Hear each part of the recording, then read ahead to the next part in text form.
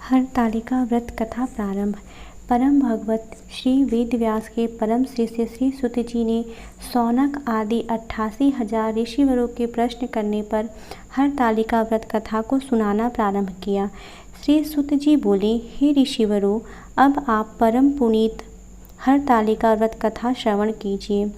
श्री सुत जी बोले, सती व्रत को धारण करने में परम श्रेष्ठ माता पार्वती और गले में नरमुंडों की माला को धारण करने वाले अजर अमर देवों में श्रेष्ठ गरुड़ कंठधारी भूत भावान भगवान आशुतोष शंकर की सर्वप्रथम वंदना करता हूँ। भगवान शंकर की जय हो। एक समय की बात है, माता पार्वती और भगवान शिव जी कैलाश के शिखर पर विराजमान थे। जिज्ञासा से वशीभूत होकर माता पार्वती ने महेश्वर से प्रश्न किया, हे देवाधिदेव, आप इस विश्व के नियंता हो, समस्त धर्मों के अधिष्ठाता हो और समस्त गुप्त भेदों को जानने वाले हो। आप मुझ पर अनुग्रह करके कृपया ऐसा गुप्त भेद मुझसे कहें जो समस्त व्रतों में श्रेष्ठ हो। उस व्रत का वर्णन करिए जो अल्प कर्म के ही द्वारा महान फलों को देने वाला हो। हे स्वामी, आप आदि मध्य और अंत से रहित हैं। आप धर्म की स्थापना करने वाले हैं, इसलिए मैंने आपसे यह प्रश्न किया है। सो आप कृपा करके मेरी इस जिज्ञासा को शांत करें।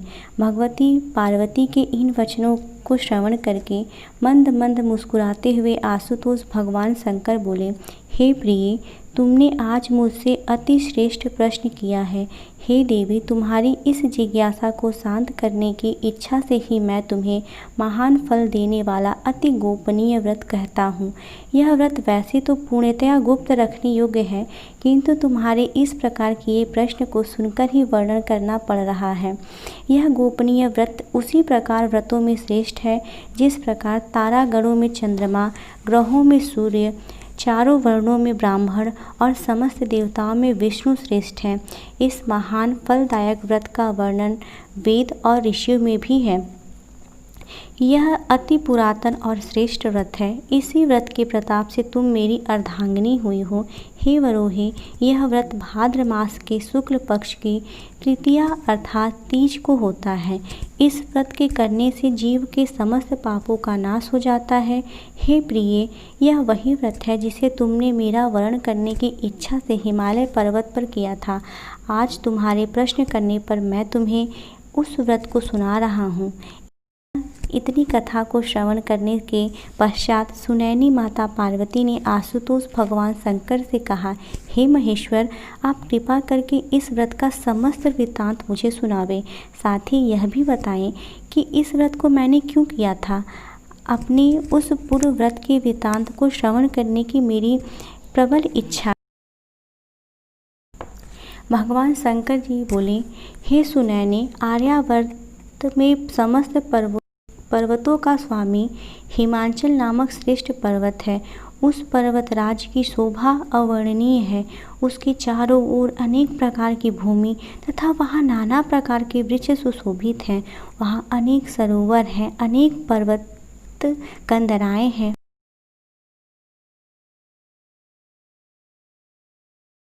करते हैं। वहाँ अनेकों गंधर्व, ऋषि, सिद्ध, चारण तथा यक्ष वास करते हैं। वे सब नाना प्रकार की किलोले करते हैं तथा विभिन्न प्रकार के विलास रचाते फिरते हैं। उस पर्वतराज का मस्तक श्रेष्ठ मणियों, स्वर्ण, रत्न आदि से विभूषित है। उसकी मित्रता आकाश से है और यही कारण है कि वह आकाश को अपने हाथों अर्थात शिखरों पर साधे रहता है। हिम से पूर्ति करने वाली परम गंगा की धारा अपनी कलकल उपत्यका में बह रहती हैं। हे वरोहे, उसी श्रेष्ठ पर्वत पर तुमने 12 वर्ष तक नीचे की ओर मुख करके तपस्या की थी।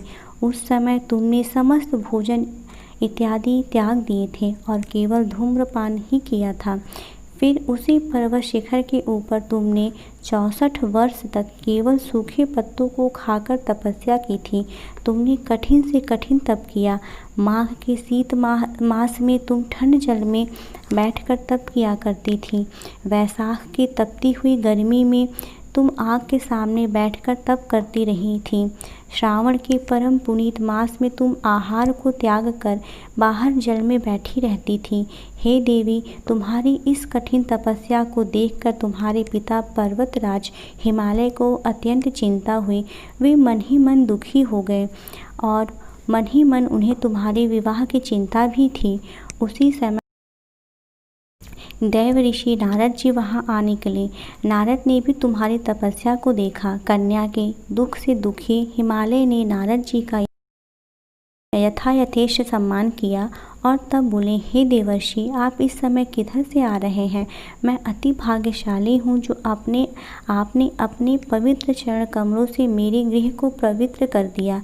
हिमालय के इन दीन वचनों को सुनकर नारद जी बोले, हे पर्वतराज, इस समय मैं विष्णु लोक से आ रहा हूँ। भगवान विष्णु को तुम्हारे इस पुत्री के इस महान तप का पता लग गया है। इसी कारण उन्होंने मुझे तुम्हारे पास यह संदेशा लेकर भेजा है कि मैं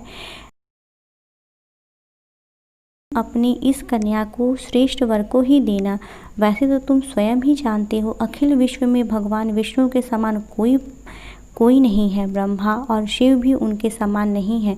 इससे मेरी सम्मति तो यही है कि आप पार्वती का विवाह विष्णु के साथ ही करें तो उत्तम रहेगा। हिमाचल ने कहा, हे मुनि, यदि स्वयं भगवान विष्णु ही मेरी कन्या पार्वती को वर्ण करना चाहते हैं तो और उन्होंने आपको यहाँ भेजा है तो इससे उत्तम और क्या बात हो सकती है। मैं भगवान विष्णु को ही अपनी कन्या दूंगा। हिमाचल के इन वचनों को श्रवण करके नारद जी आकाश मार्ग द्वारा चले गए।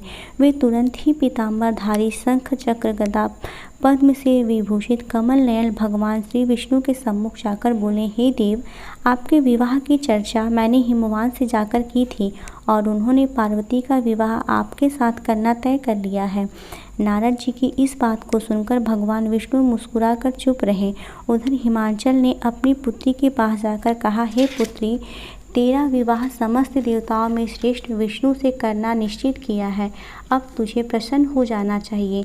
पिता के इन वचनों को सुनकर पार्वती मूर्छित होकर पृथ्वी पर गिर पड़ी। जब उसे चेत हुआ तो वह अपनी प्रिय सखी के घर चली गई। सखी ने जब पार्वती को इस प्रकार दुख से कातर देखा तो वह बोली, हे पार्वती, तेरा मन दुख से व्यथित क्यों है? तू मुझसे अपने हृदय की दशा का वर्णन कर, मैं अवश्य ही तेरा दुख दूर करने का उपाय करूँगी। सखी के इन शब्द को श्रवण कर पार्वती ने कहा, हे सखी, मेरे पिता ने नारद जी से कहा है कि वे मेरा विवाह भगवान विष्णु से करने को तैयार हैं, किंतु वास्तविक बात यह है कि मैं शंकर भगवान को अपना पति मान चुकी हूँ। यदि पिताजी विष्णु से मेरा विवाह रचाना चाहेंगे तो मैं अपने धर्म की रक्षा करने की इच्छा से अपने इस शरीर को अवश्य ही त्याग दूंगी। पार्वती के इन वचनों को सुनकर सखी ने विचार किया और तब वह बोली, पार्वती, तू अपने हृदय में दुख मत कर। मैं तुझे ऐसी युक्ति बताती हूँ जिसके द्वारा तेरा विवाह निश्चय ही शंकर जी से होगा। तू मेरे साथ अपना घर त्याग कर वन को चल। मैं तुझे ऐसे गहन वन में ले चलूँगी जहाँ तेरे पिता तुझे न पा सकेंगे। पार्वती जी ने अपनी सखी की उस सलाह को मान लिया और तब वह उनके साथ एक भयानक जंगल में जा पहुँची। हिमाचल को जब यह पता चला कि पार्वती घर पर नहीं है तो उसने अपने मंत्रियों और सरदारों से सलाह ली। पार्वती की खोज में उसने चारों ओर दूत दौड़ा दिए, किंतु हिमाचल की समस्त चेष्टाएं बेकार हो गईं। पार्वती को वे लोग किसी भी प्रकार ढूंढकर न ला सके। तब शोकाकुल होकर हिमाचल मूर्छित होकर पृथ्वी पर गिर पड़े।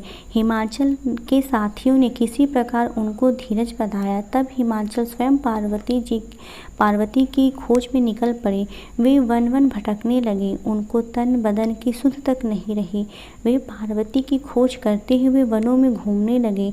उधर पार्वती घर से निकलकर अपनी सखी के साथ एक बहुत बड़ी नदी तट पर पहुंची।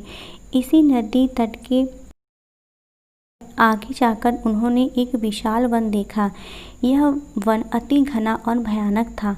नाना प्रकार के हिंसक पशु उस वन में वास करते थे। इसी वन में एक गुफा थी। पार्वती ने अपनी सखी के साथ उस गुफा में रहना प्रारंभ किया।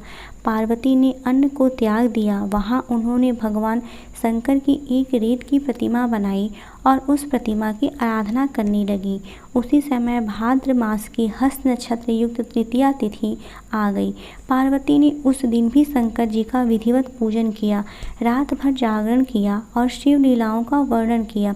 पार्वती के उस महान तप को देखकर भगवान शंकर का सिंहासन हिल गया और उसी क्षण वे पार्वती के सम्मुख आकर उपस्थित हो गए और बोले, हे वरानने, मैं तुझसे अति प्रसन्न हूँ। वर मांग। भगवान सदाशिव को अपने सम्मुख उपस्थित देखकर पार्वती का हृदय कमल खिल गया। मन चाहा वर मांगने की बात सुनकर पार्वती ने कहा, हे महेश्वर, यदि आप मुझ पर प्रसन्न हैं और वर देना चाहते हैं तो कृपा कर मुझे अपनी पत्नी के रूप में स्वीकार कीजिए। मन चाहे वर को देकर शंकर जी अपने निवास स्थान को लौट गए। उसके बाद ही हिमालय पार्वती को ढूंढते हुए उसी वन में जा पहुँचे जहाँ पार्वती अपनी सखी के साथ रहती थी। उन्होंने दूर से 2 कन्या देखी। पास आने पर उन्होंने अपनी प्रिय पुत्री को पहचान लिया तथा पार्वती को देखकर वे उसके पास पहुँचे और उसे हृदय से लगाकर विलाप करने लगे। उन्होंने कहा, हे पुत्री, तुम इस भयानक वन में इन हिंसक पशुओं के मध्य क्यों निवास कर रही हो?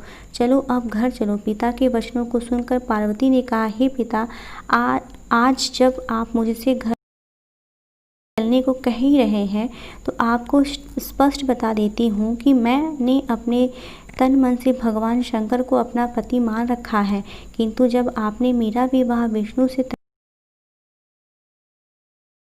अपने धर्म की रक्षा को इस वन में चली आई थी। पार्वती की बात सुनकर हिमांचल बोले, हे पुत्री, यदि तुमने भगवान सदाशिव को अपना पति स्वीकार कर लिया है तो मुझे इसमें तनिक भी आपत्ति नहीं है। तुम लौटकर घर चलो। मैं तुम्हारी इच्छा के विरुद्ध कोई भी कार्य नहीं करूँगा। पार्वती पिता के साथ घर लौट आई और तब हिमवान ने पार्वती का विवाह शिवजी के साथ कर दिया। सुतजी बोले, हे ऋषिवरों, इतनी कथा सुनने के बाद भगवान सदाशिव ने माता पार्वती से कहा, हे वरोहे, उस व्रत के प्रताप से ही तुमने मुझे प्राप्त किया था। उस समय से अब तक मुझे किसी के आगे इस व्रत का प्रताप वर्णन करने का अवसर नहीं मिला था। आज वह गुप्त भेद मैंने तुम्हारे सामने वर्णित किया है। जग जननी पार्वती ने प्रश्न किया, हे भगवान, आप कृपा करके मुझे यह भी बताने का कष्ट करें कि इस व्रत का नाम हरतालिका व्रत किस प्रकार हुआ? शिवजी बोले, क्योंकि तुमको तुम्हारी सखी हरण कर ले गई थी, इस कारण हरत धन आलिका मिलकर इस व्रत का नाम हरतालिका पड़ गया। पार्वती जी ने प्रश्न किया, हे परमेश्वर, अब आप कृपा करके इस व्रत को करने की विधि बताएं। यह भी बताएं कि महान व्रत करने से किस प्रकार के फलों की प्राप्ति होती है। शिवजी बोले, हे वरानने, यह व्रत कन्याओं के लिए श्रेष्ठ है। जो कन्याएं उत्तम वर की प्राप्ति चाहती हैं वे इस व्रत को अवश्य करें। जो स्त्रियां अचल सुहाग चाहती हैं वे इस व्रत को विधि पूर्वक करें। उनकी मनो इच्छाओं की पूर्ति करने वाला इससे उत्तम और कोई व्रत नहीं है। केले के खंभों का मंडप बनावे, उस मंडप में शिव और पार्वती की प्रतिमाओं को स्थापित करें। धूप, दीप, चंदन आदि से उस स्थान को युक्त करें। प्रतिमाओं को स्नान करावे, वस्त्र धारण करावे, चंदन लगाएं, फूल माला और चढ़ाए, रात्रि जागरण करें, ब्रह्मचर्य व्रत धारण करें। व्रत के दिन शिव लीला को पढ़ें तथा श्रवण करें। मन में ओम नमः शिवाय इस श्रेष्ठ मंत्र का जाप करें और एकाग्रचित होकर प्रार्थना करें। ब्राह्मण को गौ वस्त्र दक्षिणा देकर प्रसन्न करें। भोर होते ही पूजा की सामग्री को एकत्रित करके नदी में प्रवाहित करें। जो इस प्रकार करते हैं वे श्रेष्ठ फल पाते हैं। कन्या को मनचाहा पति मिलता है और स्त्री को अचल सुहाग प्राप्त होता है। यह व्रत समस्त पापों को नष्ट करता है, इसमें कोई संशय नहीं है। इस प्रकार हरतालिका व्रत कथा संपन्न हुआ। आप दक्षिणा स्वरूप, जैसा कि आपने कथा में ही सुना कि कथा जो वाचक होता है, चाहे वो आचार्य हों, चाहे आपके घर की कोई भी महिला हो, तो उन्हें दक्षिणा देने का विधान है। तो अगर आप मुझे दक्षिणा देना चाहती हैं तो कृपया आप जिस दिन तीजा व्रत करें या जब भी आप इस कथा को सुने, तो जिस प्रकार आप अपने अखंड सौभाग्य का वरदान महादेव से मांग रही हैं, उसी प्रकार आप मेरे लिए भी अखंड सौभाग्य का, सदा सुहागन का वरदान भोलेनाथ से मांगे। हर हर महादेव। आप सबकी इच्छाएं पूर्ण हो।